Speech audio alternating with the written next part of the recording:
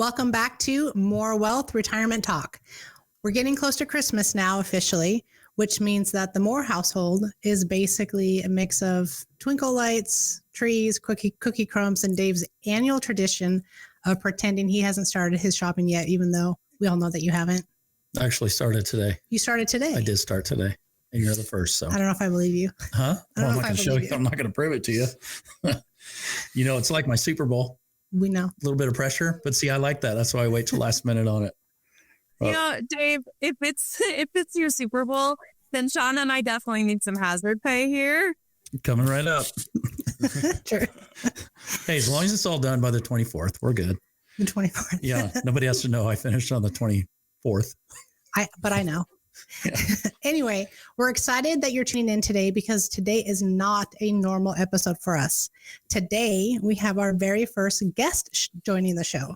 This is kind of a big moment, guys. This is really like a put it in our scrapbook moment here. I'm really excited. Yes, and it's not just any guest. You know, we are talking about someone with a world-class leadership background, a special forces pedigree, an author, a keynote speaker, and honestly, I mean, someone who makes us all feel like we should do a push-up immediately. That's right. Today, we're joined by Sean Patton. And Sean's mission really is to transform modern leadership into something that creates fulfillment, abundance, and freedom. His leadership foundation was forged in one of the most elite environments on earth as a U.S. Army Airborne Ranger and Special Forces Green Beret commander. He led his teams in hostile and sensitive environments, earned the respect of soldiers under his command, and was awarded 2 Bronze Stars. I love it. Hey, when he retired, he became a keynote speaker, an executive coach, and the host of No Limits Leadership podcast and co-owner of Legion Jiu-Jitsu, where he's also a Brazilian Jiu-Jitsu black belt and Masters world champion. Sean, is there anything you don't do? I mean, there's a lot to unpack here. I mean, his book, Warrior's Mindset, The 6 Keys to Greatness, helps leaders from executives to parents unlock their potential with discipline, clarity, and purpose. And if that doesn't impress you enough, he and his wife, Madison, travel the world, scuba dive, snowboard, Minnesota. We got to get some snowboarding in there. Explore. And you have the 2 cutest dogs with the best names, Pepperoni and Rayleigh. Sean, welcome to the show. We honestly are truly honored to have you here today. Welcome, Sean. Oh man, thanks for having me. That intro, I feel like I got big shoes to step into now. I gotta show up. I'm pumped though. I'm so excited, and to be your first guest, that's amazing. I'm honored. So thanks for having me on today. Yeah, we're really excited to have you. Your background is truly on an entirely different level of discipline and responsibility. And I think that's truly needed in today's society. Someone who's led soldiers in life or death situations. What does leadership mean to you now in the everyday world? Leadership to me, and let me start with how I think it's different than how a lot of people see leadership. A lot of people see leadership as an external thing, right? It's about maybe like a set of skills, or, you can give good orders, or you have a clear vision, or you could do great one-to-one, performance counts, like whatever that is, like leaders do. But a leader is really a person you become, and it starts with self-leadership. And so sometimes when we think about leadership, we think about everybody else around us, but a leader is just becoming a person that just through your being, just being you, it inspires others to want to follow you and inspires them to become the greatest version of themselves. Absolutely. No, very well said. And so kind of trying to tie that into kind of what we do for our clients and helping to lead them and prepare for retirement. How would you maybe apply the warrior mindset to someone's financial life?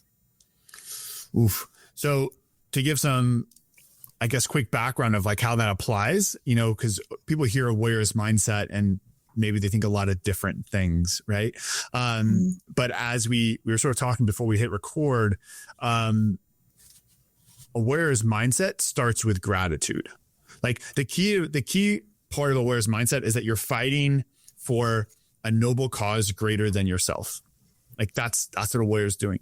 And so when I take that in, and we're doing that from a place of gratitude because it's worthwhile, because we've been given so much in our lives. So I think if someone moving to retirement, like look at all you have, look at the life that you've been able to live, and looking at your next phase of life, like what is going to be that noble purpose that's going to drive you? Because it can be very difficult, right? If you've had one identity maybe tied to the work you do or your family or whatever your life has been up to this point, now you're going to a new phase of life. And so the key here to have that warrior mindset is to dial in what is my new, like, what is the new mission? Like, what is that noble purpose that's going to be fulfilling, that's going to drive you, that's going to invigorate you, and really clearly define that so you can go out and fight for that, because it's not about the destination. It's about the journey. It's about being in the process of accomplishing something, being in the process of becoming a better version of yourself, being in the process of contributing to something larger than yourself. That's where we find fulfillment. Right. I think that's a really good point. And we do try to talk to our clients about some of those sorts of things. I don't think as in depth that we should maybe, but I think that's a good point, because a lot of times people retire and they don't have that direction and what's their next chapter, which could be a third of your life, you know?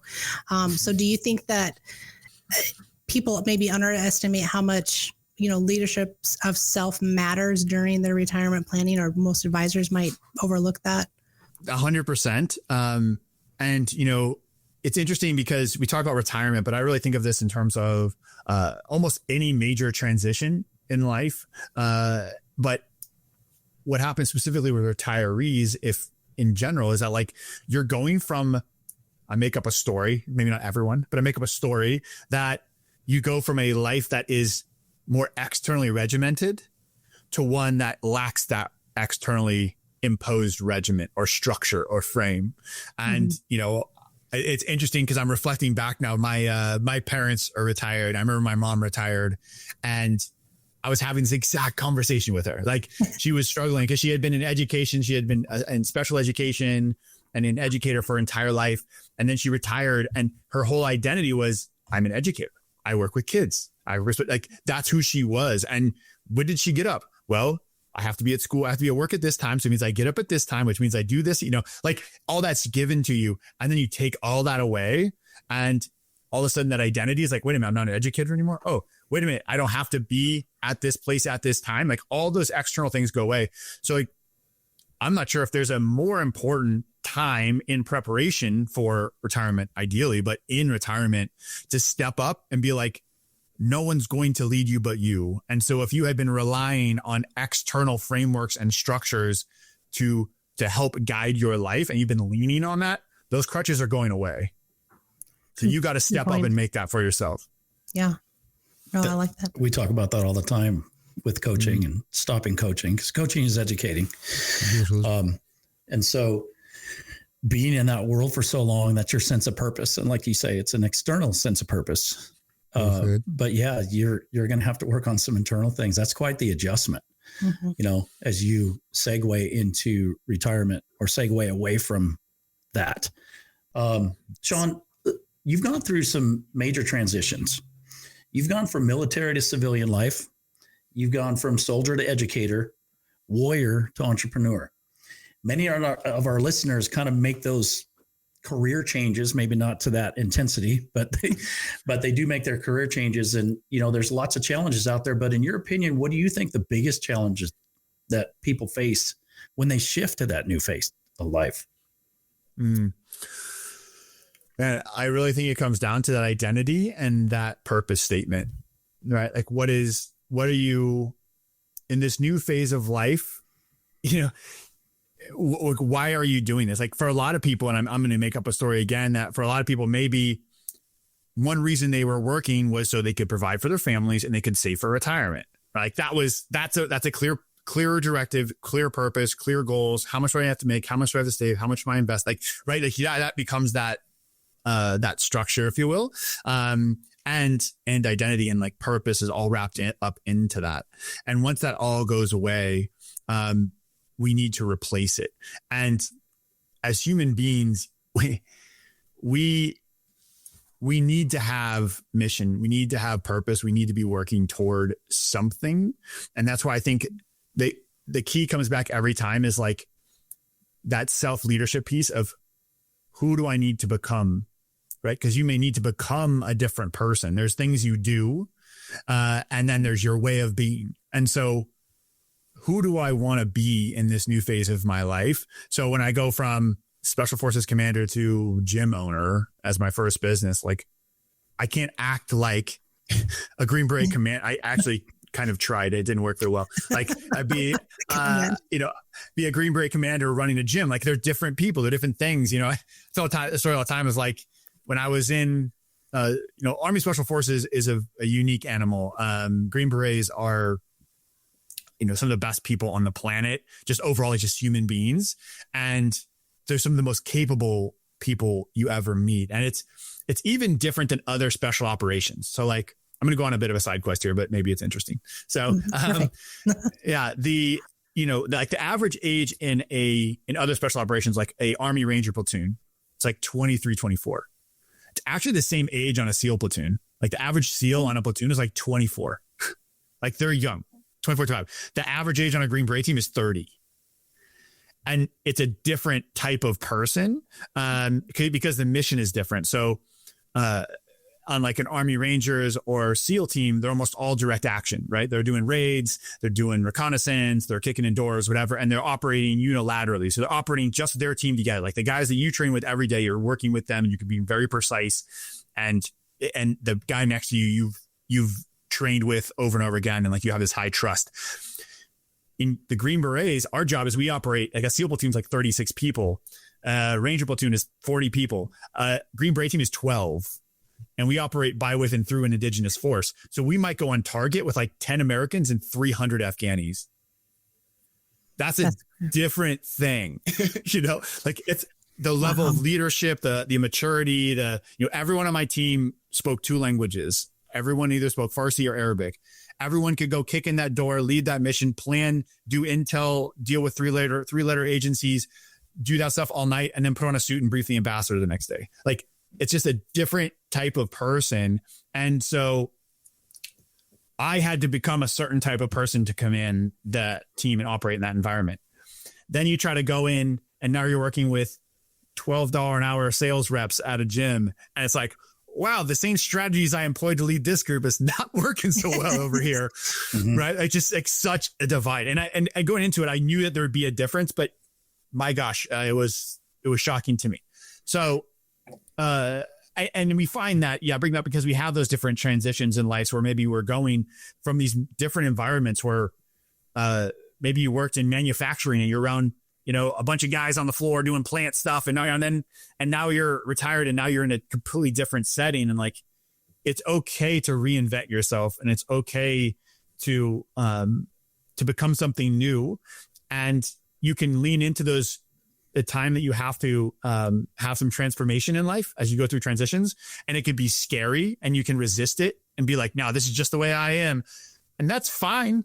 But I might invite you to lead yourself and be like, lead more from like an abundance mindset instead of fear and scarcity of like, how cool, I get to design who I want to be right now. What's the best version of me for this phase of my life? And who do I want to become in this phase of my life? And now I get to go do that. And you're free to do that. You don't have to be stuck in this old way. And if you don't transform when you move to these new phases of life, I think that your experience of life will be degraded. And we talk about athletes. When athletes get done playing their sport, they lose their sense of purpose. This is a major psychological hit for them. They get mired down and they get stuck in the past. And I always try to tell them, hey, number one, gratitude. Number two, this is an opportunity for you to reinvent yourself. And you're kind of starting, you have some base here and you get to choose what you pull out of, your past, your playing days, going on into the real world, what, we call it type of thing. But shoot, I do that at home sometimes. I come off the field, I'm coaching, and I look at Sean and I start coaching again, and that's a big no-no. Let's put it that way. Yeah. I love that world too. Trying to executive coach your spouse is never a good idea. Nope, and it's never going to work. But we try because we're guys. So. Bad idea. Yeah.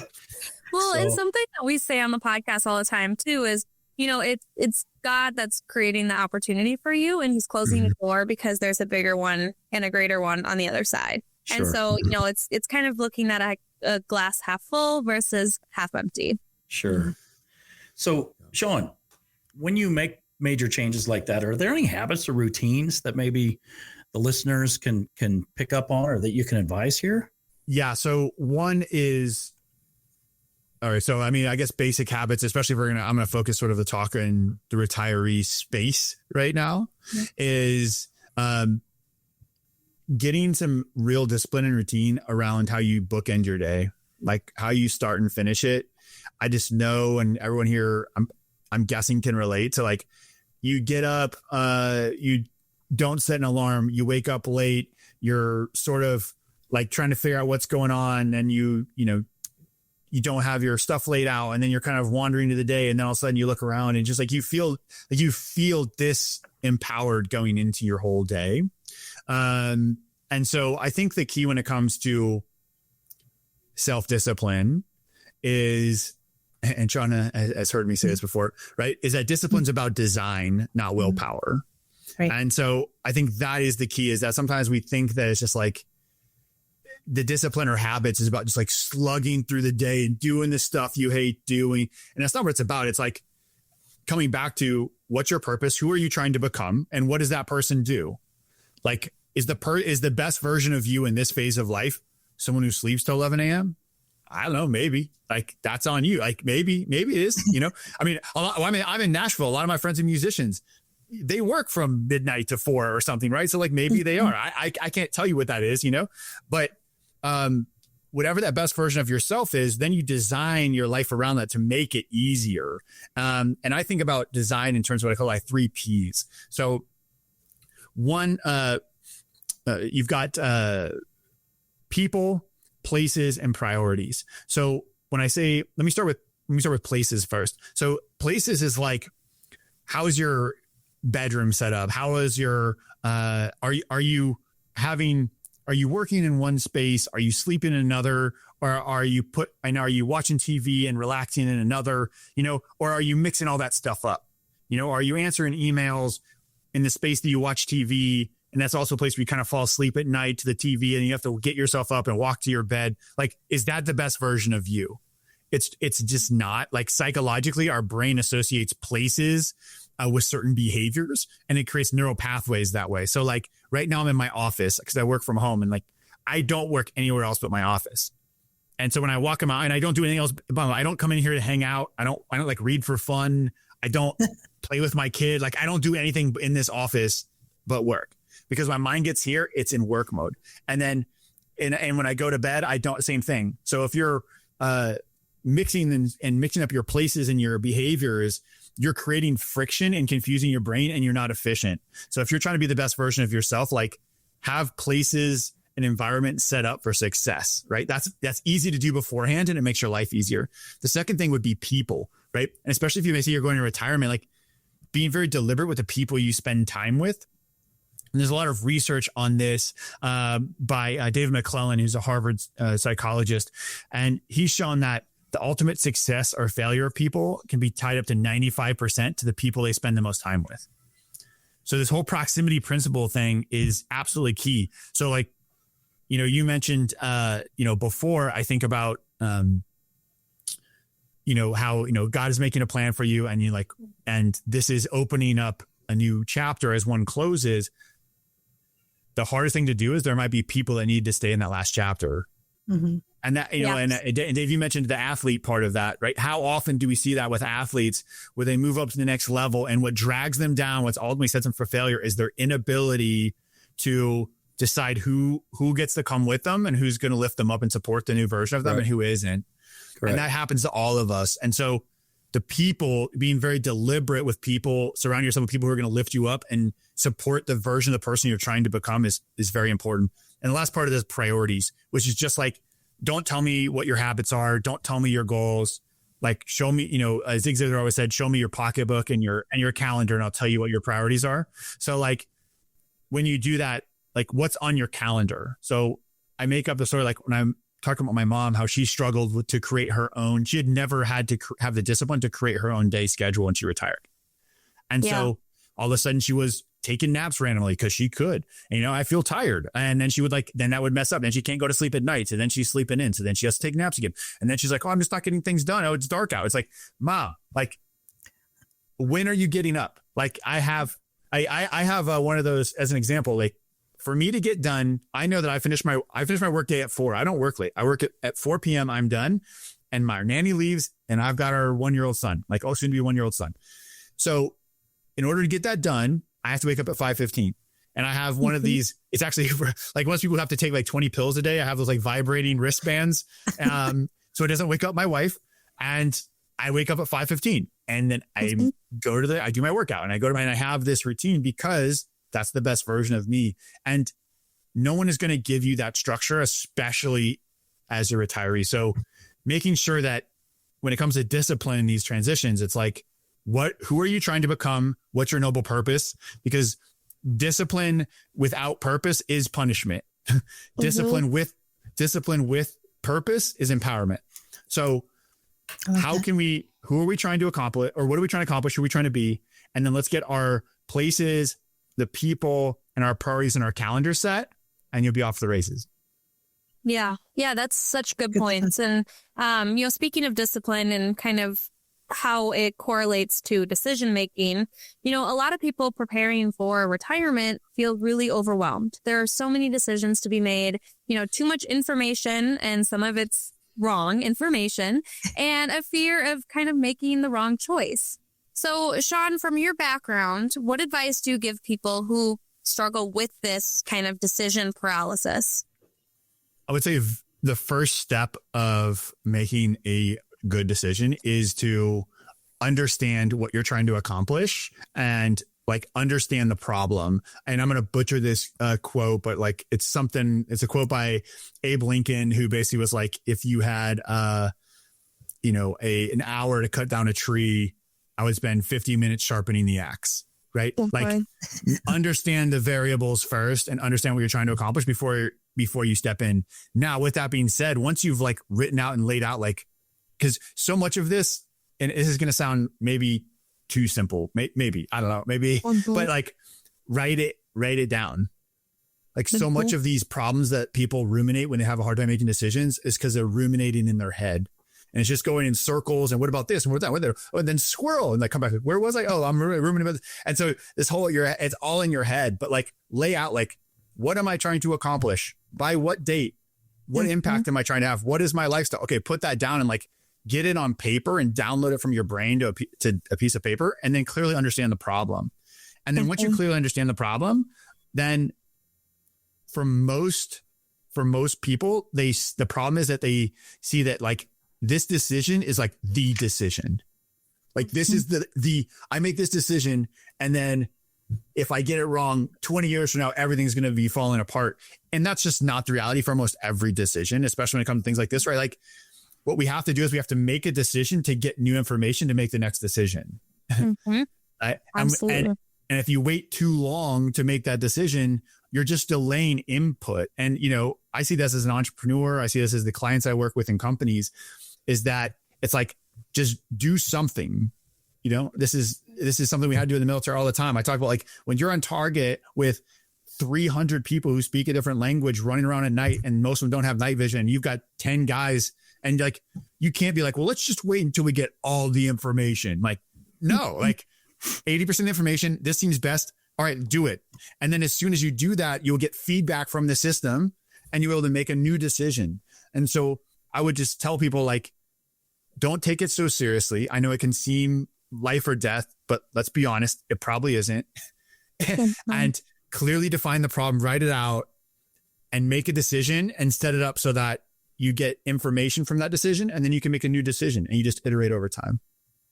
Yeah, absolutely. Well, we are kind of running out of time here. Shauna, do you want to kind of ask some questions about, the high performance in living at any age? Yeah, absolutely. So we were going to ask, I know that you train Brazilian Jiu-Jitsu multiple times a week. It might be daily, I'm not sure. But you're a Masters world champion. You scuba dive, you snowboard, you hike. I'm sure there's other activities. So basically you live life fully and very actively. And a lot of retirees want that same energy, but they just don't know where to start. And a lot of times, while they're working, they may not be as active, have long work schedules, whatever the case might be. But what advice maybe do you have for someone who wants to live a more active and engaged life in retirement, no matter what their age, and what their starting point is? All right. So I'll give you, I'm seeing if I'm about maybe 3 things, right? So, 1, get outside and walk, get out in nature, get in nature, get out of this, get wherever, like get outside, and see the sun, ideally watch it come up, watch it go down. I remember I had this sense, I remember I was in the military, all my training would be laying in the woods, doing missions, not sleeping all night or ever. And I would see the sun come up. And I remember one time I was trying to fix my own mindset. And I remember, man, imagine how many more sunrises I'm getting to see than most people. Like how many people go years without seeing a sunrise? And like, I'm getting to see one of these all the time. So like go out and see the sunrise. It's amazing, and walk. So that would be one. The other one would be community. Like get in a community of people. You're a social creature. Turn off the TV. Hell, throw your TV away. Go interact with other human beings. I will say that what I see, and I had conversations with some of my peers, I'm like a mix. I'm a Gen Y. So I'm like between millennial and Gen X or whatever.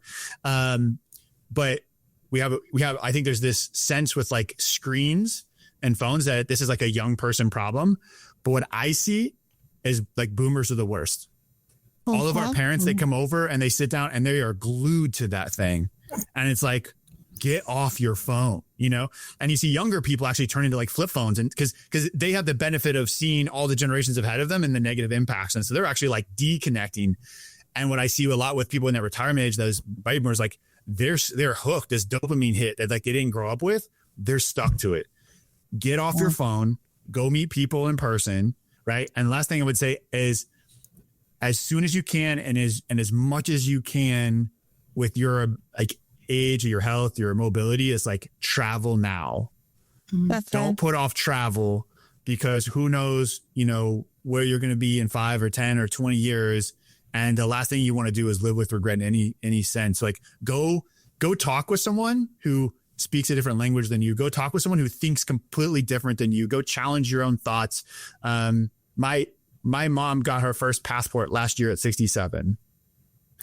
And she left the country for the first time, and she went to Ireland. And the year before that, my wife and I travel all the time. And she literally asked us a question one time. She's like, why do you guys travel so much? And I just remember looking at her and I'm just like, I don't even know how to answer that question. Like, what do you mean? Right. Why not? Because it's cool. Yeah. It's novel. Like you get to meet people in new places. We just got back from Rome. Like, what do you mean? Why would I want to go to Rome? Like, how do I explain that to someone? Right. Because she had never left the country.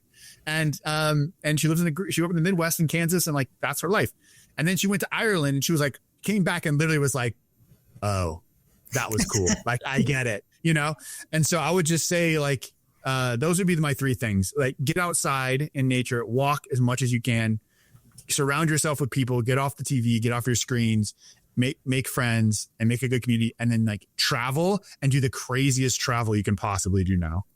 You're never too old, and a lot of retirees self-talk is I'm retired. I'm old now. It's time for the couch. It's time for the TV. Yeah. And you want to shorten their life, man. That's kind of a common denominator we see with retirees who are healthy for a longer period of time. They're outside. They're not sitting on their phones. Yeah. They're traveling, and you're going, wow, you're 90 and you're out there traveling, and they're as healthy as they possibly could be. Whereas if your inner self-talk just keeps telling yourself and reminding yourself you're old, you're going to be glued to the couch and glued to the television, and then you wonder why it's difficult to manage and move around in your 80s. Right. Yeah. So it's a mindset. And it's a mindset. And if I had to throw a 4th on there, honestly, which is just what I hit my parents, is like some sort of resistance training. I mean, that's just like so much data. Like it's irrefutable that the number one way to increase your play span, your ability to be active as long as possible, and your health span to put off chronic disease especially as you get older, is you've got to lift weights. Like you have to. And again, I feel like I'm dagging my mom. My mom's an amazing person, but like, she's like, I just don't like it. I'm like, Mom, I don't care. Like, I don't care if you don't like it. Like, and it's example, my in-laws, my wife's grandma, who now is a great grandma with our 1-year-old son, she's old, she's older in her late 80s, but she doesn't work out. She smokes cigarettes. She's very weak. She can barely hold him at all. Right. And he's 10 months old. And then her mom, who's complaining about her mom not working out, taking care of herself, is going the same thing. She can barely hold him at late 60s. And I'm just like, the question, do you want to hold your 5-year-old grandson or not? Right. Like, you tell me what's more important, like sitting on this couch or holding your grandson. Mm-hmm. And then your behavior is going to tell me what you actually value. Right. Oh. Yeah. Amen. Yep. Yeah. Well, so Sean, something about me, a little fun fact. I am engaged and I'm going to be entering a marriage. And so I kind of want to dive into lessons for couples a little bit. So I'll let Dave kind of take that one away. Well, we do work with a lot of couples. Talk about communication with couples and how that couple, it takes 2 or more to be a team. So teams don't have to be this big group. I mean, we all know that we're all in relationships. I'm staring at one right now. So, but talk about how important communication is and how communication, you from your past and how you can relate that to couples and Tyree and how important that is for them. There's so much we could go into here, but I think we could really dial it down to maybe the most important thing that people can take away, which is regular and proactive. Like, you're not, and this is, by the way, this is the same thing. And like, I deal with leaders all the time on this when I work with leaders inside companies, because this is the same thing, right? It's like, well, you're only talking with your employee when there's a problem, like calling them to the principal's office. Like that's not a thing, right? Or you're trusting that they're going to, like, well, they know we have a good relationship. They know I'm here if anything goes wrong. Like, if they have feedback for me, it's not the way it works. So what I would say is like the cadence, and I would say this to a lot of people, like, you're you're engaged right now. It's congratulations. Is that you need to create proactive, like talk through the problems and get clarity around what you both want.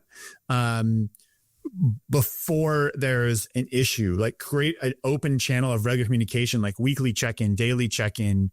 And also around, when I work with clients around this too, is that expectations don't exist. Expectations are garbage. So agreements, what agreements did you set? Because almost every problem you're going to have in communication is because of mismatched expectations that were never actually verbalized. It was just, you both had an expectation and they're different. And then you go the chips past the night and you're both like, what the heck, what happened? Right. So like, if making very clear agreements around everything and what clear expectations. And then when you realize that you lacked an agreement around something, that you didn't have proactive conversation around something, and you had mismatched expectations, now is not the time to blame. Now is the time to be like, oh, we screwed up. We didn't set an agreement. What is a win-win agreement here? Like, what is the expectation? And, a stupid, simple example of this that happened early in my marriage was when I was traveling for work and I was speaking and working with clients, and I would always call my wife before I would, go to sleep at night, and we'd FaceTime or whatever, before we both went to bed. And so in my head, the purpose of that was, hey, I'll call you or text you when I get back to the hotel to let you know I'm safe. Like, that's what I thought the purpose of that was. Okay. Mm-hmm. And then, so what happened was I would go with the client, we'd have dinner, it'd be a little late. It'd be like 9:30, 10 or whatever. And then, I would get these texts, like, I'm going to, like angry texts, or like I would show up to the hotel room, and try to, and it would turn into a big issue. And I'm like, what the hell? And in my head, I'm like, what? She doesn't trust me. She thinks I'm staying out late, like whatever. Like, in my head, I'm like, how dare you not trust me that I'm just going to call you and all that whole thing. And then we have this conversation. She's like, no, just like tell me you're going to be late because I want to go to sleep. She's like, just shoot me a text. Like, I'm tired. I want to go to bed. It's 9, she's like, just let me know that you're out and you're not going to call, because otherwise I lay there for a half hour and now I'm just sleeping. And I'm like, oh, idiot, So it's things like that catch up to you. But if you have this regular communication of expectation, and then when something like that happens, realize like, oh, this is an opportunity for us to create a new agreement. And that any expectation that's non-verbalized is a disaster waiting to happen, and a lesson learned. Yeah, good point. Angry texts. What are those like? Yeah, I was going to say, I think Shauna and I can both agree that we've been there with the phone call stuff. I mean, I have a time or two. But really? All right. Well, we are wrapping up here. So while we get to this kind of closing final round here, Sean, I'm going to ask you super quick questions. I don't even want you to think about it for too long. Just a first thing that comes to mind. All right. There's 5 of them, so it'll be quick. So one habit every retiree should build. Journaling or recording your experiences. Okay. One mindset shift that changes everything.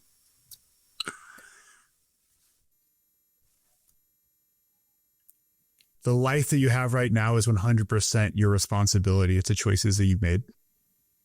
Oh, okay. One leadership lesson that applies to life, money, marriage, and legacy.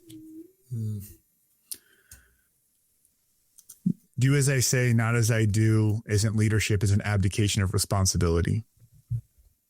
Oh, I like these. Okay. Love it. One mistake people make that holds them back.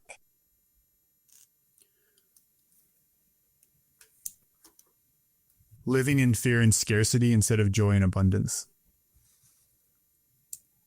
One thing you wish everyone over 50 would start doing today, which I think I already know the answer. Go lift some weights. Yes, sir. Yes. I think all 3 of us knew you were going to say that. Yep. Well, it's been great, Sean. We really, really do appreciate and thank you for being here and being our first guest on our podcast. Yeah. Your insights were amazing. They're practical, they're inspiring. And I hope that our listeners are going to take so much from today. I know I'm personally going to take a lot from it as well. Yeah, Sean, thank you for joining us. Merry Christmas, number 1. Number 2, the value we got out of today, you can't even describe. And I know this is all just the tip of the iceberg, and we really, really appreciate you sharing your insights. We're super grateful that you came on today. Thank you so much. Yeah, thank you for having me. I appreciate that. This was super fun. Yeah. Well, and before we close, just a quick reminder for those of you that are listening, if you feel that you're at a crossroads, whether you're still working, preparing for retirement, already retired, semi-retired, just remember you can operate at a higher level and you can make your next season your strongest season. So again, with Christmas coming up, it's a perfect time to pause, reflect, plan for the year ahead. And if you'd like to schedule a complimentary discovery call with us, you can reach us at the number 833-4MY-WEALTH or visit wealthtalk.com. We'd love to help you create the clarity, confidence, and peace of mind that you deserve. Sean, thank you again, brother. We appreciate it. Thank you. Thanks for tuning in to More Wealth Retirement Talk with Shauna, Dave, and Jacqueline. We hope you enjoyed the mix of financial insight, sports wisdom, and a few dad jokes along the way. Join us next week for more ways to plan smart, laugh often, and retire with confidence. Advisory services are offered through More Wealth Partners, LLC, an investment advisory in the state of Tennessee. Insurance products and services are offered through More Wealth Management, LLC, an affiliated company.